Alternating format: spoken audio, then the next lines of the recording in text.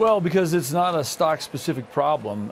This has been boiling up for several quarters now. We've heard from clients over the last couple of quarters concerns about macro trends. So the trade war, interest rate increases, the EU fighting Italy. There are more macro-centric type concerns, and any individual stock isn't going to buck that, as you're seeing here.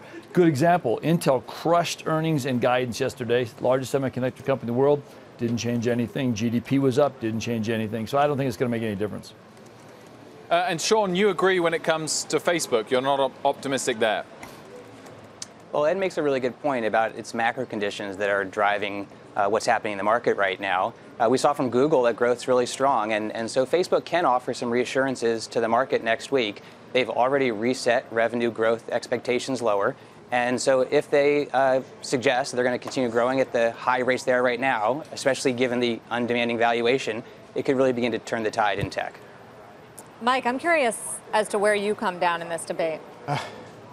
I mean, I don't know that, first of all, no one company is going to save the tech tape, right? So if Facebook or Apple have good numbers, it could help them. I do think at some point we're going to be... You don't think if Amazon's numbers were better received and were bigger beats, especially the revenue lines today, that would have been different? It would have helped. Market? I think it would have stopped. It might have stopped the bleeding. But I think what we saw with Microsoft yesterday, that it has to be a theme that kind of rolls on a little bit, as opposed to just one-off. I think earnings season. I think next week we could be in a different zone where now everyone has decided, okay, earnings can't help us. So that's exactly when a good report can help those stocks. It's going to be a long repair process, though, I think, for the Nasdaq to kind of gather itself up here. Sean, talk us through the key things you're waiting for on Apple and how significant a worry China is for you.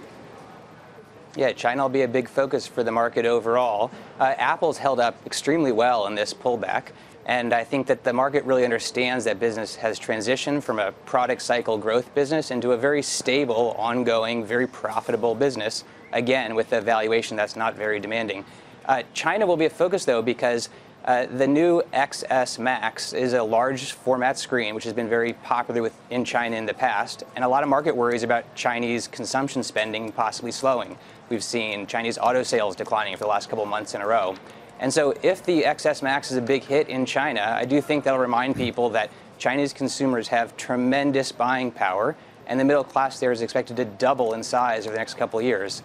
And so, any real worries out of China for Apple can hurt the overall market, but the flip side is a big success of the new phones could really change the tide as well.